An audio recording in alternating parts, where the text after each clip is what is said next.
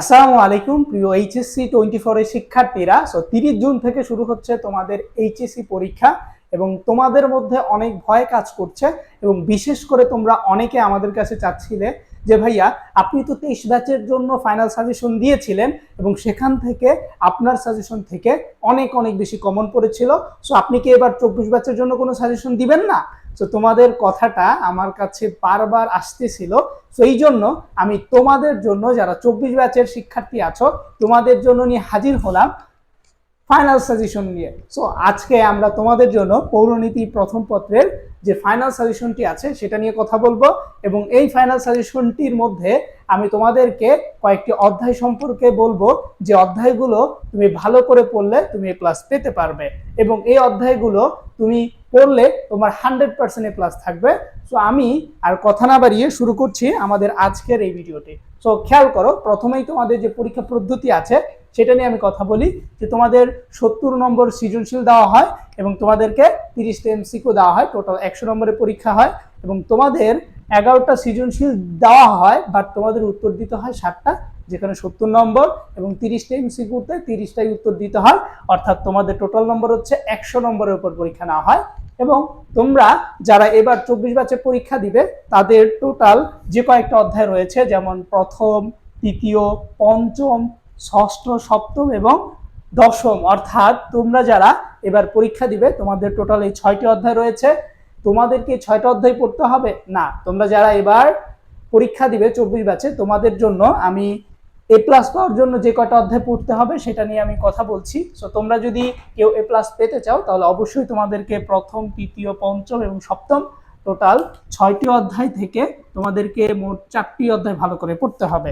অর্থাৎ তুমি যদি এই 4টি অধ্যায় ভালো করে পড়ো তাহলে আমি তোমাকে কথা দিচ্ছি যে তুমি অবশ্যই এ প্লাস পাবে। সো এখন প্রশ্ন হচ্ছে যে ভাই আপনি তো 4টা অধ্যায় বললেন বাট এই 4টা অধ্যায় থেকে আমি কি কি পড়বো? সো খেয়াল করো, তোমরা প্রথম অধ্যায় থেকে যা পড়বে সেই প্রথম অধ্যায় থেকে তুমি কনফার্ম একটা সৃজনশীল পাবে এবং এখান থেকে তোমার যা পড়তে হবে সেখান থেকে তোমার যা পড়তে হবে সেটা হচ্ছে এক পৌরনীতির ধারণা এবং পরিধি সম্পর্কে পড়বে। সো পৌরনীতির যে ধারণাটা আছে এখান থেকে তোমার জ্ঞানমূলক প্রশ্ন দিতে পারে, ঠিক আছে, আবার এখান থেকে তোমার এমসিকিউ প্রশ্নও দিতে পারে, ঠিক আছে। এই জন্য পৌরনীতির যে ধারণা আছে এটা ভালো করে পড়তে হবে এবং যে পরিধি ব্যাপারটা আছে এখান থেকে তোমার খ নম্বরের সৃজনশীলের জন্য খ নম্বরের প্রশ্ন দিতে পারে যে পৌরনীতির পরিধি ব্যাখ্যা করো, পৌরনীতির পরিধি সম্পর্কে লিখো। সো এটা হচ্ছে খ নম্বরে দিতে পারে এবং আমরা বলছি যে এটা হচ্ছে ক নম্বরের জন্য আর এটা হচ্ছে খ নম্বরের জন্য। সো আমাদের প্রথম যে প্রশ্নটা সেটা হচ্ছে পৌরনীতির ধারণা এবং পরিধি থেকে আমাদের কি কি প্রশ্ন আসতে পারে সেটা কিন্তু আমি অলরেডি তোমাদেরকে বলে দিচ্ছি। তারপরে পৌরনীতি এবং সুশাসনের যে গুরুত্ব আছে সো এটা তোমরা পড়তে পারো, এখান থেকে তোমাদের সৃজনশীলের 4 নম্বর থাকবে অর্থাৎ ঘ, সৃজনশীলের ঘ নম্বরে এই প্রশ্নটা থাকতে পারে এবং তোমাদের জন্য তৃতীয় যেটা সেটা হচ্ছে সুশাসনের ধারণা এবং বৈশিষ্ট্য, এটা তোমাদের সৃজনশীলের ঘতে থাকতে পারে। অর্থাৎ তুমি যদি পূর্ণাঙ্গ একটা সৃজনশীল ভালো করে পারতে চাও এবং ভালো 10-এ 10 পেতে চাও তাহলে আমি তোমাকে যা যা বলছি তুমি এগুলো ভালো করে পড়ে ফেলবে, এতে করে তোমার প্রিপারেশন 100 হবে এবং পরীক্ষা যাই আসুক তুমি পারবে, ঠিক আছে। এরপর আমরা দেখবো তৃতীয় অধ্যায়। সো তৃতীয় অধ্যায় থেকে তোমাদের কমপক্ষে 2টা সৃজনশীল থাকবে এবং এই 2টা সৃজনশীলের মধ্যে তোমাদের যা যা পড়তে হবে। সো 1 নম্বর তোমাদের মূল্যবোধের ধারণা এবং গুরুত্ব পড়তে হবে। সো তুমি যখন যেখানে দেখবে যে ধারণা ব্যাপারটা আছে সেখান থেকে তোমার ক নাম্বার প্রশ্ন আসবে এবং এমসিকিউ আসবে, ঠিক আছে, এটা মাথায় রেখে দিবে। এবং যেখানে গুরুত্বের কথাটা দেখবে সো এখানে তোমার গ নাম্বার প্রশ্ন আসতে পারে, ঘ নাম্বার প্রশ্ন আসতে পারে, ঠিক আছে। তাহলে গুরুত্বের কথা দেখলে তুমি বুঝতে পারবে ঘ এবং ঘর জন্য গুরুত্বপূর্ণ প্রশ্ন।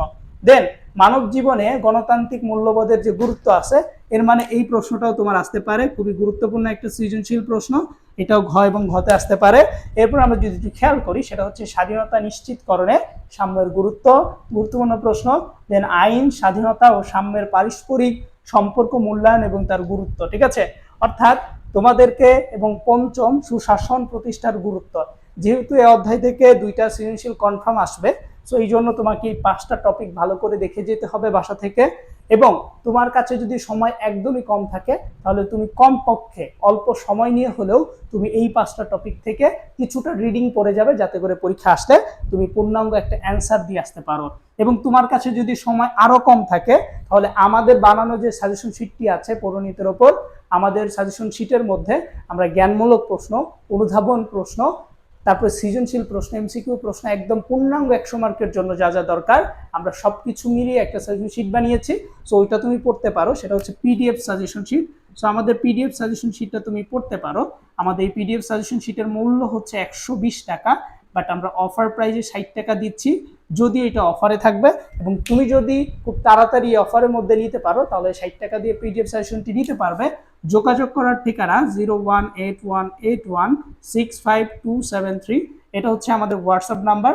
সো এই হোয়াটসঅ্যাপ নাম্বারে তুমি যোগাযোগ করতে পারো।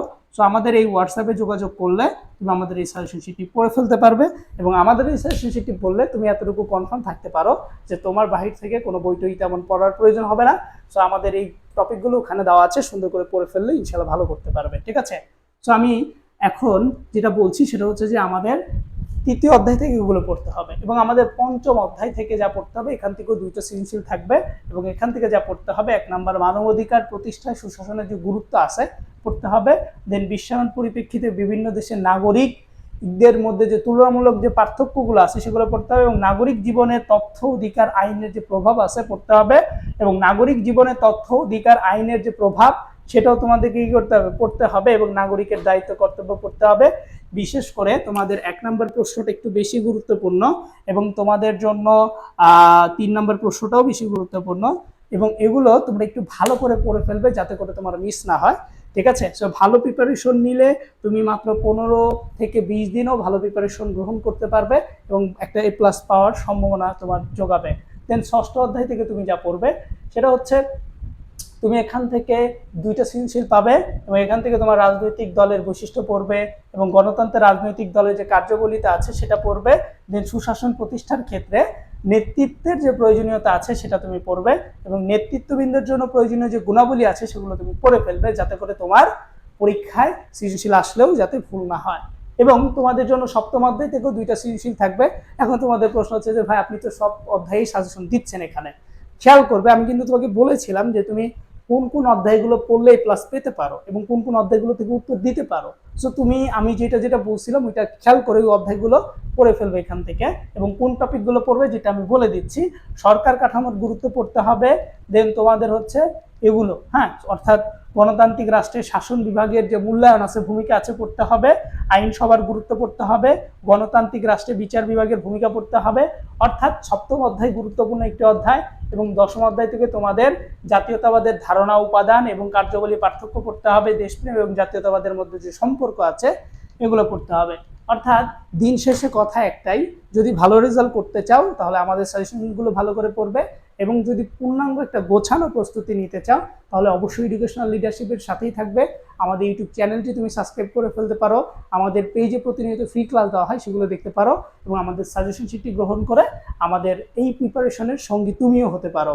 সো ভালো থাকো, সুস্থ থাকো, দেখা হবে আমাদের পরবর্তী আরেকটি সাজেশন ভিডিওতে। সো তোমার কোন সাবজেক্টের সাজেশন লাগবে অবশ্যই কমেন্ট করে জানিয়ে দিবে। আসসালামু আলাইকুম।